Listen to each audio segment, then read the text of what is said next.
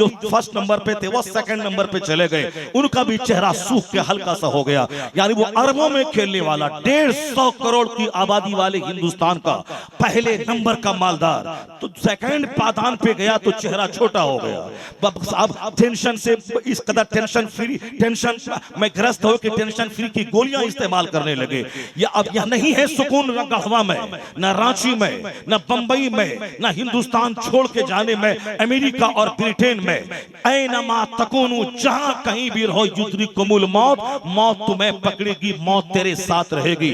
या माशरल जिन्नि वल इंस इन इस्तताअतुम अन तनफुजू मिन अख्तारी समावाति वल अर्द फनफुजू ला तनफुजून इल्ला बिसुल्तान। ए जिन्नात और इंसान के गरोह अगर तेरे बस में है, देहात छोड़ के शहर चला जा, शहर छोड़ के महाशहर चला जा, महानगर छोड़ के दुनिया का सबसे बड़ा मुल्क चला जा, दुनिया के किसी किनारों से चाहो निकल जाओ, मगर जहां भी जाएगा वहां अल्लाह की सल्तनत है, वहां अल्लाह की बादशाहत है। अल्लाह से भाग के तू नहीं जा सकता। इसलिए तू क्यों शहर और नगर बदलता है कि वहां सुकून मिलेगा, वहां सुकून मिलेगा? नहीं मिलेगा सुकून, न बंगले में, न गाड़ी में, न साहब मॉल में, न सोफा और गद्दा में। अल्लाह ने सुकून इन चीजों में रखा ही नहीं है जिसकी तलाश में तेरा चेहरा काला हो रहा है, जिसकी तलाश में रात रात की नींद खराब हो रही है, जिसकी तलाश में मारे मारे फिर रहा है कि नींद तक नहीं आ रही है। तो सुकून अल्लाह ने न सोफा में रखा है, न गद्दा में रखा है, न ब्रिटेन में रखा है, न फ्रांस में रखा है। तो सुकून है कहां? कुरान कहता है अला बिज़िक्रिल्लाह तत्मइन्नुल कुलूब। जान ले के सारा सुकून अल्लाह ने अपने जिक्र में रखा है, अपनी याद में रखा है, इबादत में रखा है। फ्रांस में जो सुकून नहीं है वह सुकून उस झोपड़ी में है जिस झोपड़ी में अल्लाह का जिक्र है, जहां दुरूद है, जहां तिलावत है। तो बुजुर्गों ने कहा कि जगह मत बदल, अपना किरदार बदल ले, अपना अखलाक बदल ले, अपने जीने का अंदाज बदल ले। वही छोटा सा देहात फ्रांस की राजधानी पेरिस से तेरे लिए बेहतर हो जाएगा। जगह मत बदल, अपना किरदार बदल ले। जगह मत बदल, अपने अहवाल बदल ले, अपने जीने का ट्रेंड बदल ले, अपने जीने का अंदाज बदल ले। वरना जहां भी जाएगा हर जगह अल्लाह की मखलूक है, हर जगह इंसान है, और इंसान जहां है, इंसान के सीने में हसद का रहना तय है, इंसान के सीने में जलन और कीना कुदूरत का रहना तय है, इंसान के सीने में घमंड का रहना तय है। अब इल्म की रोशनी में उस घमंड को दबाना है, इल्म की रोशनी में उस हसद को दबाना है, इल्म की रोशनी में उस गंदे ख्यालात को पांव के नीचे रौंदना है। जहां इल्म का नूर है, जहां अच्छी समझ है, वहां गंदी आदतें, गंदे ख्यालात आते जाएंगे, और इल्म की रोशनी में उस ख्यालात को दबाया जाता रहेगा। तो जो सीना कल घमंड और हसद की आमाजगाह था, वही सीना आजिज़ी, खाकसारी, तक़वा, परहेजगारी का नगीना बनता चला जाएगा। इसीलिए इल्म जरूरी है, इसीलिए अच्छों की सोहबत जरूरी है। मैं ये कह रहा था, सरकार दो जहां की जिंदगी को आप मुलाहजा करें कि हमारी एक बीवी में मेरा घर लड़ाई और झगड़े का अड्डा बना हुआ है, और हुजूर के निकाह में 11 बीवियां हैं, 11 बीवियां हैं। अल्लाहु समद। सरकार दो जहां की पहली शादी हजरत खदीजा रज़ी अल्लाह ताला अन्हा से होती है, और सारी औलाद हुजूर की उन्हीं से है। जब हुजूर 25 साल के जवान थे, उस वक्त इतना हुस्न चेहरे से टपक रहा था कि मक्का के सारे लोग तमन्ना करते थे कि काश अब्दुल्ला के चांद से मेरी बेटी का अक्द हो जाए, ताकि उनकी दामादी पे मेरी नस्लें फख्र करती रहे। जाहिर सी बात है, हुस्न का शैदाई तो सारे लोग होते हैं, और ऐसा हसीन जैसा न पहले कभी देखा गया, न कयामत तक देखा जाएगा। वो कमाले हुस्न हुजूर है कि गुमाने नक्शे जहां नहीं, यही फूल खार से दूर है, ये वो शम्मा है कि धुआं नहीं। मुस्तफा की साथ लम यअति नज़ीर कफी नजरिन मिसले तू न शुद पैदा जाना। वह हुस्न है मुस्तफा का जो मलाहत लिए हुआ है, जो आदमी को बेचैन कर देता था। सरकार दो जहां 25 साल की जवानी में 40 साल औरत का इंतखाब किया, जो 2 शौहर से बेवा हो चुकी है, ताकि सारी दुनिया क़यामत तक जो भी हुजूर की बायोग्राफी पढ़े, सरकार की मुक़द्दस जीवनी पढ़े, सरकार की पवित्र जीवनी, हुजूर की मुक़द्दस हयात तैयबा का मुताला करे, तो वो इस मैटर पे आके रुक जाए। जिस वक्त वो 12-14 साल की खूबसूरत दोषी दोशीजाओं से निकाह कर सकता था, अरब की सबसे खूबसूरत तरीन खातून को अपने निकाह में ला सकता था। उस वक्त वह 40 साला बेवा खातून जो 2 शौहर से बेवा हो चुकी है, उनका सिलेक्शन वो कर रहा है अपने निकाह के लिए, अपनी मन को अपनी बीवी के लिए 40 साला खातून का सिलेक्शन कर रहा है। 25 साल की उस जवानी में, जिस जवानी में हुजूर के चेहरे पे हैबत की वजह से लोगों की निगाहें नहीं गड़ पाती थी, लोग देख नहीं पाते थे मुस्तफा का चेहरा। कान्ना शम्स तजरी फी वजही, जनाब अबू हुरैरा कहते हैं कि हुजूर का हुस्न ऐसा था जैसे कि नबी के चेहरे में कोई सूरज तैर रहा हो, सूरज तैर रहा हो। यह है सरकार दो जहां का हुस्न। उस वक्त में आपने सिलेक्शन किया 40 साला बेवा खातून का, और जब आपकी उम्र 50 से ऊपर हो गई, 50 से ऊपर जो तबई नेचुरल एज आदमी की जो होती है आमतौर पर, वह उम्र यह होती है कि 50 के बाद शादी की चाहत मिट जाती है, खत्म हो जाती है। और आदमी की चाहत 18 साल से लेकर के 40 साल के दरमियान जब वक्त परफेक्ट जवान रहता है, उस वक्त उसके बदन में ख्वाहिश रहती है बीवियों की, और बीवियों के हुस्नो जमाल की, और फिर अपनी ख्वाहिशात की तकमील की फिक्र रहती है। लेकिन 50 के बाद आदमी निढाल हो जाता है, आदमी की रगें कमजोर हो जाती है। सरकार दो जहां ने 25 साल में जब 18 साल 12 साल की दोशीजा से निकाह कर सकते थे, उस वक्त तो 40 साल की खातून का इंतखाब किया। और जब 50 साल से ऊपर आपकी उम्र गई, उस वक्त तबई उम्र का तकाजा है कि शादी की तरफ से रुझान घट जाता है। उस वक्त मुस्तफा ने 9 साला खातून का इंतखाब किया है। इसी को हिंदुस्तान के चंद कम पढ़े लिखे लोग समझ नहीं पाए, उन्होंने हुजूर पे इल्जाम लगा दिया। नहीं समझ पाए अमेरिका के चंद दानिश्वर, उन्होंने कहा कि ये 50 साल से ऊपर की उम्र में 9 साला खातून से निकाह करके अपने घर में ला करके बता दिया है कि उसके दिमाग में औरतों की चाहत थी। लोगों ने हुजूर की जिंदगी का मुताला नहीं किया, क्योंकि पहले से हसद था। हुजूर की आलमगीर मकबूलियत, यूनिवर्सलिटी, पूरी दुनिया में आफाकी तौर पर जो मुस्तफा को इज्जत मिली, अजमत मिली, जिनके फॉलोवर की तादाद दुनिया भर में अरबों की तादाद में फैल गए, और आज तक किसी का इतना फॉलोवर, किसी की इतनी मकबूलियत, किसी के बारे में इतनी किताब आज तक नहीं लिखी गई जितनी किताबें मुस्तफा की शान अक़दस में आज तक लिखी गई। यहाँ तक कि उसी अमेरिका यूरोप का दानिश्वर हुजूर की जिंदगी को पढ़ने के बाद उन्होंने कह उठा कि I can not find any other man in history like Mohammad. मैं पूरे मानव इतिहास में मुस्तफा का जवाब नहीं पाता हूँ। उनका बचपन लाजवाब, उनकी जवानी लाजवाब, उनकी एक्टिविटीज लाजवाब। वह एक ऐसे सरदार थे जो बॉडीगार्ड से पाक थे, वो ऐसे किंग थे जो जाहिरी ताकतों को सजाने संवारने में जोर नहीं देते थे। मस्जिद में ऐसे नजर आते थे कि इससे बड़ा पोप, यानी वो क्रिश्चियन अपनी जबान में कहा कि he was the pope and king in same time, यानी वो अपने वक्त में बहुत बड़े साहिब, बहुत बड़े इबादत गुजार, अपने वक्त में बहुत बड़े सरदार ऐसे कि सारा अरब आपके ज़ेरे नगी है, सरदार ऐसे कि मक्का मदीना और सारा अरब आपका कलमा पढ़ के आपका गुलाम हो गया है, और सरदार ऐसे कि जान हथेली पे लेके लोग आपके सामने खड़े हैं, इशारा हो तो पूरे शहर को हिला के रख दिया जाए, वो सरदारी है। और फिर ज़ुहद ऐसा है कि मस्जिद में तने तनहा मिट्टी पे सजदा करे और इस कदर रोए कि आपकी पेशानी और नाक में मिट्टी लगी हुई हो, और इस कदर रोए कि रोने की आवाज दूर तक के मुसल्ले के नमाजी के कान तक पहुंच जाए। कहते हैं कि उनमें तकल्लुफात नहीं थी, उसमें बनावट नहीं थी, ये सादगी उनकी ताकत थी। इसी सादगी की वजह से सारे अरब को हिला के रख दिया।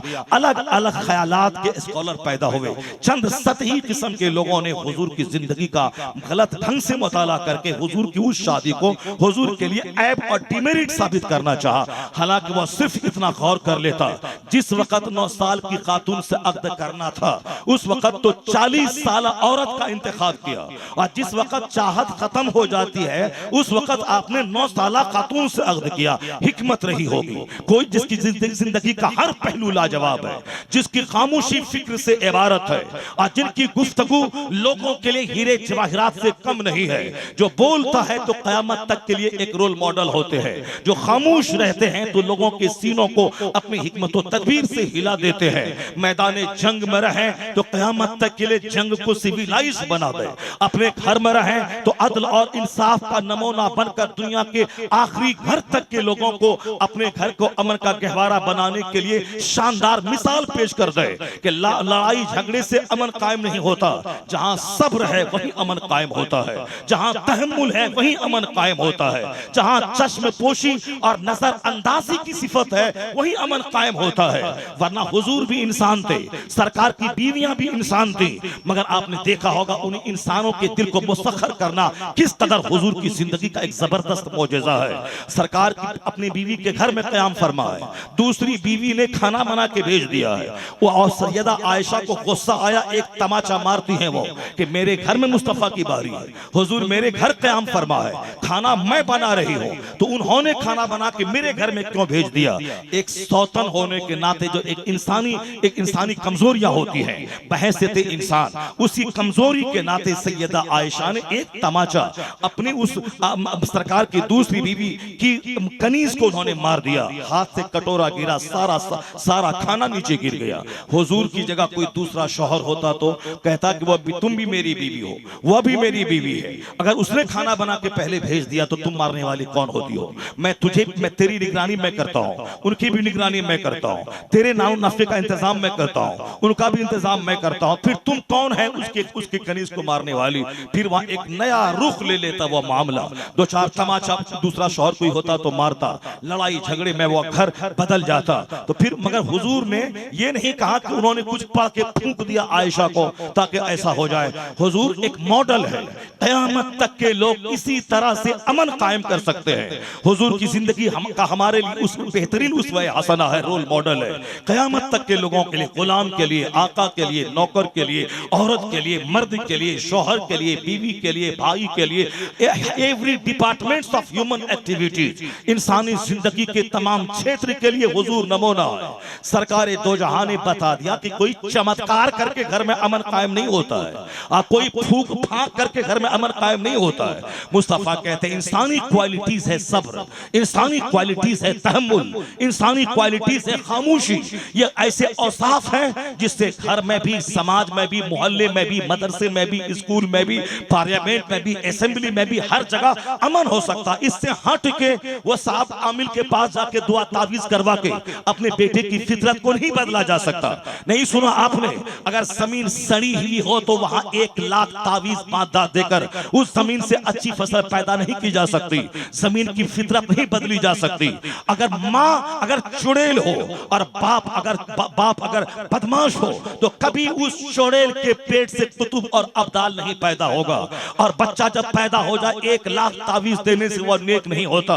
अब आलिम साहब से तावीज दे दीजिए, आमिल साहब से तावीज दे दीजिए, 1 लाख तावीज आम के पेड़ में बांध दे, आम का पेड़ का सेब ला देगा? नहीं लाएगा। 1 लाख तावीज गेहूं के पौधे में बांध दे, क्या वहां से बासमती चावल हो जाएगा? नहीं होगा। नेचुरल सिस्टम, यह दुनिया का सारा काम फितरत के कानून पे चल रहा है। रात दिन का बदलना, मौसम का बदलना, बच्चे का पैदा होना, जवान होना, बूढ़ा होना, मर जाना, यह मौसम की तब्दीली, यह रात दिन की तब्दीली मुझसे कुछ कह रही है। दुनिया का सारा सिस्टम फितरत के उसूल पे चलता है। चाहे लोग बदल जाएं, लोग बुरे हो जाएं, चाहे दुनिया पाप से भर जाए, कभी नहीं देखा होगा कि पाप से दुनिया भर गई तो सूरज अपने उगने का टाइम बदल लिया, चांद अपने उगने का टाइम बदल लिया, मौसम अपना रुख बदल लिया, बरसात का मौसम सर्दी के मौसम में तब्दील हो गया। ऐसा नहीं होता है। सारा काम फितरत के उसूल पे, जो एक नेचुरल सिस्टम है, उसी हिसाब से चलता है। नेचुरल सिस्टम है अमन रखने के लिए सब्र करना, अमन रखने के लिए कुव्वत बर्दाश्त रखना, अमन कायम करने के लिए नजरअंदाज करना, अमन कायम करने के लिए चश्मपोशी करना, अमन कायम करने के लिए मोहब्बत भरी बातें करना, अमन कायम करने के लिए बैठ के डायलॉग करना, न कि गीबत करना और दूसरों के खिलाफ साथ एक महाज खड़ा कर देना। यह है अमन कायम करना घर में, समाज में, जहां भी। हुजूर ने कुछ नहीं कहा सैयदा आयशा से कि तुमने कनीज के हाथ में तमाचा मार के तुमने प्याले को क्यों गिरा दिया। हुजूर ने कुछ नहीं कहा। सरकार नीचे बैठ गए, अब टूटे हुए सारे टुकड़ों को जमा करने लगे। और जो कनीज आई थी दूसरी आपकी बीवी और हम मुसलमानों की मुकद्दस माँ के यहाँ से, उस कनीज से हुजूर कहते हैं कि तेरी माँ को गुस्सा आ गया है, तेरी माँ को गुस्सा आ गया है। इसके अलावा सैयदा आयशा से कुछ नहीं कह रहे हैं, बल्कि टूटे हुए टुकड़े को जमा कर रहे हैं। सैयदा आयशा जब देख रही हैं कि हुजूर ने मुझसे कुछ नहीं कहा और खुद से बैठ करके टूटे हुए प्याले के टुकड़े को जमा करने लगे, और कनीज से कहते हैं कि तुम्हारी अम्मी को गुस्सा आ गया है। वो भी तो इंसान थी, सीना उनका हिल गया। हुजूर की खामोशी और हुजूर के सब्र की वजह से अंदर से वो नदामत और शर्मिंदगी की तस्वीर बन गई। मुस्तफा के सामने आके कहती, हुजूर खता तो हो गई, अब इस खता की तलाफी कैसे होगी, या जुर्म का दाग कैसे मिटेगा? मुस्तफा कहते हैं, इसी तरह के प्याले में उसी तरह का खाना, यह तेरे जुर्म की तलाफी है। सैयदा आयशा ने बाजार से वैसा ही प्याला मंगवाया, वैसा ही खाना तैयार करके उसके घर में भेज दिया। कोई दूसरा शख्स अपनी बीवी को इस कदर नादिमो शर्मिंदा बना नहीं सकता था। उनके जज्बात को अंदर से झंझोड़ कर उसको इस तरह अपनी गलती का इकरार करने पर मजबूर नहीं कर सकता। अगर वहां डंडा चलता, अगर वहां जोर से आवाज निकाली जाती तो फिर सामने वाली वह बिगड़ जाती, पर हुजूर के सब्र ने उसे मोम बना दिया। हुजूर की खामोशी ने उसे मोह अंदर से झंझोड़ के रख दिया। तो यह काम मुस्तफा तक महदूद नहीं है, हुजूर रोल मॉडल है। अब कयामत तक जिस घर में अमन चाहिए वहां भी इसी तरह का सब्र करना होगा, इसी तरह का तहम्मुल करना होगा, इसी तरह की चश्मपोशी से काम लेना होगा, इसी तरह से नजरअंदाज का पहलू अख्तियार करना पड़ेगा। इसलिए हुजूर की सुन्नत जहां है वहां लड़ाइयों का खात्मा है, मोहब्बत का कहवारा घर बन जाता है। इसके अलावा कोई दूसरा रास्ता नहीं अमन कायम करने का, इसके अलावा कोई दूसरा रास्ता नहीं है। आपने आजमा लिया जिंदगी में रिलैक्स और एंजॉय करने के लिए, आपने क्या नहीं किया। हमारे बच्चों ने जोकर की तरह चारों तरफ से बाल मूंड के औरतों की चूटी की तरफ बाल रखा। क्यों रखा? ताकि जिंदगी में एंजॉय करें, जिंदगी में मजा मिल जाए, ताकि रिलैक्स करें, ताकि मस्ती करें। अब आपने तो देख लिया कि वो लड़के मस्ती करने के बजाय पस्ती में, तबाही बर्बादी में चले गए। वो लड़के न डीएम बन सके, न चपरासी बनने के काबिल रहे। बाप की जमीन भी बिक गई, उसको पढ़ाने के दिल्ली में भेजा। वह सिर्फ हेयर स्टाइल में जोकरों की तरह फटा हुआ पैंट पहना उसने अपने हाथ में धागा बांधा, पांव में उन्होंने धागा बांधा, सीने में सकरी और चैन पहन ली और हाथ में अंगूठी सोने की पहन ली और अपना पूरा जोग्राफिया उन्होंने फिल्म के हीरो की तरह बना लिया। उससे भी नहीं रहा गया तो दाढ़ी रख लिया। जो दाढ़ी रखने के लिए हम लोग कहते थे लोगों से कि दाढ़ी रखो वरना नामर्द बन जाओगे, क्योंकि सर के बाल का गहरा रिश्ता है कुव्वते मर्दानगी से और दाढ़ी के बाल का भी गहरा रिश्ता है कुव्वते मर्दानगी से।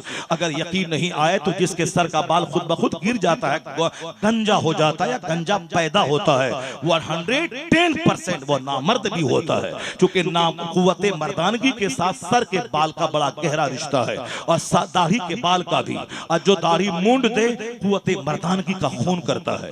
अगर उसका बच्चा मूंडे तो समझ लें कि धीरे धीरे नामर्दी की तरफ उसका खानदान बढ़ता जाता है। हकीमों और तबीबों ने कहा है कि जो दाढ़ी मुंडे उनका बेटा मुंडवाए, उनका पोता मुंडवाए, पोते का बेटा मुंडवाए, फिर उसका पोता मुंडवाए, 6 नस्ल के बाद जो 7वीं नस्ल पैदा होगी वह नामर्दों की पैदा होगी। नामर्द होंगे, हिजड़े पैदा होंगे, वो औरतों के काबिल नहीं रहेंगे। औरतों की बढ़ती हुई तादाद होगी और मर्द उधर नामर्द हो जाएंगे। ये बताएं कि जिस औरत के बदन में ख्वाहिशात की आग लगी हुई है वह उसकी तकमील के लिए कहां जाएंगी? उनका शौहर तो हिजड़ा है, शादी तो कर लिया है मगर वह नामर्द है। यही वजह है कि अमेरिका और यूरोप में आदत की खराबी की वजह से जो एक हंगामा बपा है वह मर्द ही अब नहीं रह रहे हैं। वहां गुटखा खाना तुमसे पहले से है, वहां सिगरेट, नशीली सिगरेट पीना तुमसे पहले से है, वहां नाइट क्लब में रात भर शराब पी के डांस करना वहां बहुत पहले से है। अपनी बीवी में दिल न लगे दूसरों के साथ गलत ताल्लुकात कायम करना ये वहां नफ्स की पैरवी बहुत पहले से है। वहां औरतों के बजाय मर्दों से इस्लामबाजी करना वहां बहुत पहले से है। औरतों का मर्दों से हटकर कुत्ता पाल करके कुत्तों से सोहबतें करवाना ये कैरेक्टर अमेरिका और यूरोप में बहुत पहले से है। हिंदुस्तान के लोग तो इस तरह के जुमले को बर्दाश्त नहीं कर पाएंगे क्योंकि यहाँ ऐसा कल्चर पैदा नहीं हुआ है। इसलिए अमेरिका जाने की तमन्ना छोड़ दे, अपने मुल्क की फजाओं को सलाम कर। जो बीमारियां वहां हैं वो यहाँ नहीं है अल्हम्दुलिल्लाह। वहां की खातून कुत्ता पालती है, क्योंकि वहां के मर्द उस खातून के काबिल नहीं है तो वो अपनी ख्वाहिशात की तकमील उन कुत्तों से करवाती है, जो काहे बगाहे हिंदुस्तान में भी देखने को मिलता है। जब मर्द नामर्द हो जाएंगे तो औरतें कुत्तों के पास जाएंगी, और जब मर्द औरतों के पास ना जाके मर्दों की तरफ रुख करेंगे वहां होमोसेक्सुअलिटी की वजह से खतरनाक बीमारियां जन्म लेंगी। इसलिए एड्स की बीमारी अमेरिका और यूरोप में, खतरनाक जिनसी बीमारियां अमेरिका और यूरोप में, उसका कोई टोकने वाला नहीं है, कोई समझाने वाला नहीं है, मगर इस्लाम तुम्हें समझाता है। From the cradle to the grave, माँ की गोद से लेके कब्र की गोद तक जिंदगी से कंसर्निंग जो भी मैटर है सब में इस्लाम तेरी रहनुमाई करता है। यहां तक कि नमाज कैसे पढ़े, रोजा कैसे रखे, ज़कात कैसे दे वो तो बताता ही है।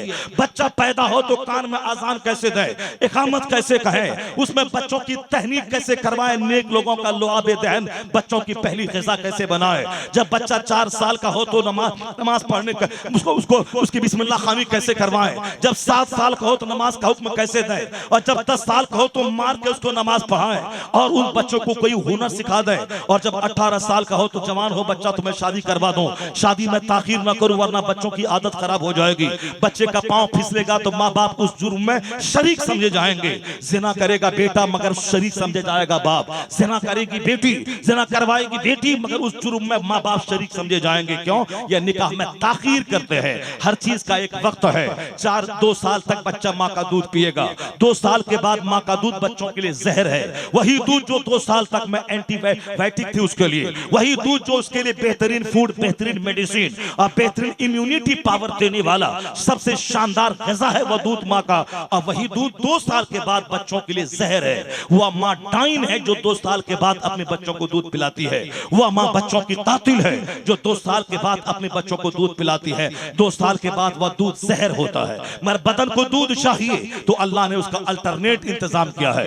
2 साल तक माँ का दूध पी और 2 साल के बाद गाय का दूध पी, भैंस का दूध पी, बकरी का दूध पी। और ये दूध 90 साल का बूढ़ा भी पिएगा और 3 साल का बच्चा भी पिएगा और सबके बदन के लिए वह दूध फिट है। इससे बेहतर कोई ग़िज़ा नहीं है। तो अल्लाह ने इंतजाम किया है। तो जिस तरह 2 साल तक दूध है उसके बाद और ग़िज़ा है। 4 साल जब बच्चे की उम्र हो, बिस्मिल्लाह खानी हो, 4 साल 4 महीना 4 दिन, और 7 साल की जब उम्र हो तो हर बाप पे लाजिम है कि बच्चों को नमाज का आदेश दे। मुरु औलादकुम बिस्सलात वहुम अबनाउ सब'i सिनीन। हदीस में आया है अपने बच्चों को आदेश दे नमाज का जब उसकी उम्र 7 साल हो। और अगर कभी पढ़ेगा कभी छोड़ेगा, नमाज फर्ज अभी तो हुई नहीं है, लेकिन जब 10 साल उम्र हो नमाजी न बने तो मार के नमाजी बना। वद्रिबूहुम अलैहा वहुम अबनाउ अश्र सिनीन। जब 10 साल बच्चे की उम्र हो मार के नमाजी बना दे, ताकि बच्चों के दिमाग में यह रहे कि जिंदा रहने के लिए खाना जरूरी है, उसी तरह मुसलमान बने रहने के लिए नमाज पढ़ना जरूरी है। और जिस माँ बाप ने बच्चों की तरबियत नहीं की उसकी सोच ऐसी बन गई कि नमाज एक ऑप्शनल चीज है, पढ़े तो ठीक है, नहीं पढ़े तो ठीक है। जुलूस निकालना बड़ी चीज है, गौसे पाक का बकरा ज़िब्ह करना बड़ी चीज है, और साहब मुहर्रम का खिचड़ा बड़ी चीज है, मजार पे जाना, चादर और संदल का जुलूस निकालना बड़ी चीज है। तो हमने इसको फर्ज समझ लिया, और जो फर्ज आजम है सबसे बड़ा फर्ज, और जिसका छोड़ना गुनाह आजम है। नमाज फर्ज आजम है, हज से भी बड़ा फर्ज है। हज सब पर फर्ज नहीं है जो साहिब माल हो, जो साहिब इस्तिताअत हो। ज़कात सब पर फर्ज नहीं है जो साहिब माल हो, मगर नमाज सब पर फर्ज है। अमीर पर भी, गरीब पर भी, औरत और मर्द, हर आकिल बालिग मर्द, औरत, देहाती, शहरी, कंगाल, अपाहिज, सब पर फर्ज है। ना खड़ा हो सकता हो तो बैठ के पढ़े, बैठ ना सकता हो तो लेट के पढ़े, लेट ना सकता हो तो इशारे से पढ़े। मरते दम तक नमाज माफ नहीं है। क्यों? जमीन अल्लाह की दी हुई, सांस अल्लाह की, ऑक्सीजन अल्लाह की दी हुई, सब कुछ अल्लाह का। तो अल्लाह की नेमत का शुक्र अदा करने का तरीका है ये नमाज, ताकि रोजाना कम से कम 24 घंटे अल्लाह की जमीन पे रहे। अल्लाह का खाना खाएं तो 5 टाइम अल्लाह के हुजूर सजदा रेज़ होके उस नेमत का शुक्र अदा करे। नमाज पढ़ना सबसे बड़ा फर्ज, नमाज छोड़ना सबसे बड़ा गुनाह, जिना करने से भी बड़ा गुनाह, शराब पीने से भी बड़ा गुनाह। कोई 10 साल जिना करे, तौबा करे, अल्लाह माफ कर देगा।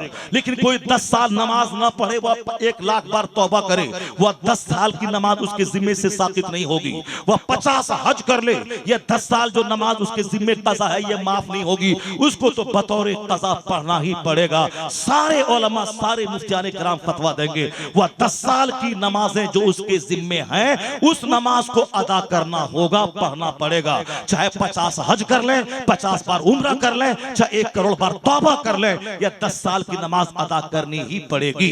इसलिए इस्लाम कहता है, और हुजूर ने फरमाया जब बच्चे की उम्र 7 साल हो उसको नमाज का हुक्म दे, कभी पढ़ेगा कभी छोड़ेगा। और जब 10 साल का हो मार के नमाजी बना, तेरे डर से नमाजी बन जाएगा। और जब 15-12 साल में नमाज फर्ज हुई तो फिर उससे पहले ही वह तेरे डर से, मार के डर से नमाजी बन चुका होगा।